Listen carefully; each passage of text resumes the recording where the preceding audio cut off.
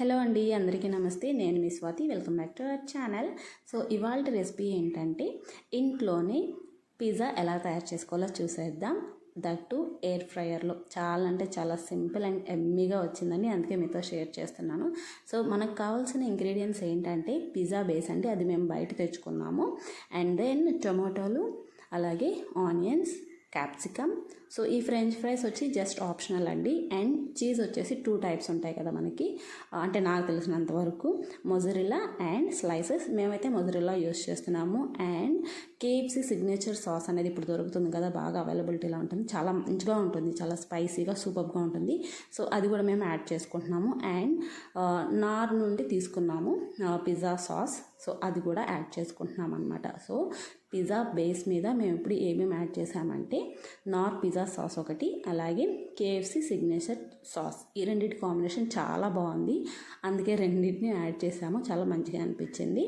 And then మధ్యలో కొంచెం chit-chat జరుగుతుంది. అలాగే జినీ కూడా టీవీ చూస్తూ కొంచెం ఎంజాయ్ చేస్తూ ఫ్రెంచ్ ఫ్రైస్ తింటున్నాడు అనమాట. అండ్ తర్వాత సాస్ అంతా మంచిగా సెట్ చేసుకున్న తర్వాత కింద కానీ మేము కొంచెం బేస్ మీద మొజరెల్లా చీజ్ అనేది యాడ్ చేసాము.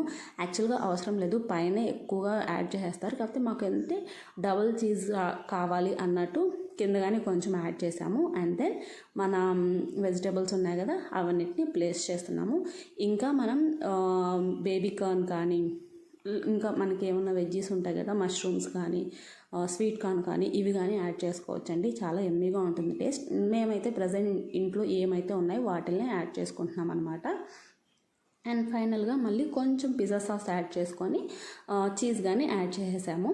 అండ్ ఇప్పుడు వచ్చేసి బేక్ కాదు, ఎయిర్ ఫ్రైయర్లో పెడుతున్నాం అనమాట. ఇది వచ్చేసి మాది కొత్త ఎయిర్ ఫ్రైయర్ అండి, లైఫ్ లాంగ్ నుండి తీసుకున్నాము. చాలా అంటే చాలా మంచిగా ఉంది రివ్యూస్, అలాగే మాకు మంచిగా వర్క్ అవుతుంది కూడాను.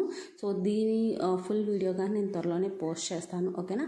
సో ఇది ఆటోమేటిక్గా 200 degrees దగ్గర ఉంటుందండి. సో మేము 10 minutes పెట్టాము అంతే. చూసారా, 10 minutesలో సూపర్గా ఎమ్మీగా ఉండే ఇంట్లోనే పిజ్జా ప్రిపేర్ చేసుకోవచ్చు. మాకైతే చాలా మంచిగా నచ్చింది అండ్ పర్ఫెక్ట్గా కానీ కుక్ అయింది బేస్తో సహా. మీరు చూస్తున్నారు కదా. మాకు ఇంకా ఏంటంటే కొంచెం పిజ్జా చీజ్ తగ్గింది అనిపిస్తుంది అనమాట, ఎందుకంటే ముందు రోజు చేసాము, చాలా మంచిగా వచ్చింది, కొంచెం ఎక్కువ వేస్ట్ చేసాము. సో తర్వాత చూసేలోపు కొంచెం చీజ్ తగ్గిందనమాట.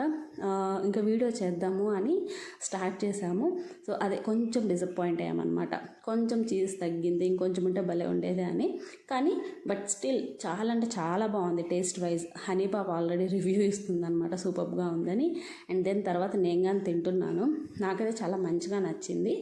అండ్ పైన నేను చిల్లీ ఫ్లేక్స్ కానీ వేసాను, అది మిస్ అయింది అనుకుంటా.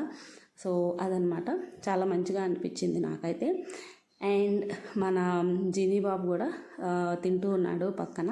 కాకపోతే అప్పటికి దాంట్లో ఏమీ మేము యాడ్ చేయలేదు, ఫ్లేవర్స్ ఏమీ, అంటే చిల్లీ ఫ్లేక్స్ కానీ అలాగే ఆరిగానో కానీ అలాంటివి ఏమీ యాడ్ చేయలేదు, ఎందుకంటే ఇంకా అంత స్పైస్ తినే అంత స్టేజ్ ఇంకా రాలేదు జిని. కొంచెంగా స్టార్ట్ చేస్తున్నాం అనమాట. అండ్ ఫైనల్గా మా ఆయన చెప్తున్నారు ఎలా ఉంది అనేది, ఎందుకంటే కరెక్ట్గా చెప్తారు, మా హస్బెండ్ ఉన్నది ఉన్నట్టు, బాగుంటే బాగుందని చెప్తారు, లేదంటే లేదని చెప్తారు. సో ఫైనల్గా అయితే చాలా అంటే చాలా బాగుంది. అండ్ బై ద వే ఇది ఫుల్ ప్రాసెస్ చేసింది హనీ పాప అండ్ మా ఆయన, నేనైతే వీడియో చేస్తున్నాను. ఈ వీడియో మీకు నచ్చితే ప్లీజ్ సబ్స్క్రైబ్ చేయండి.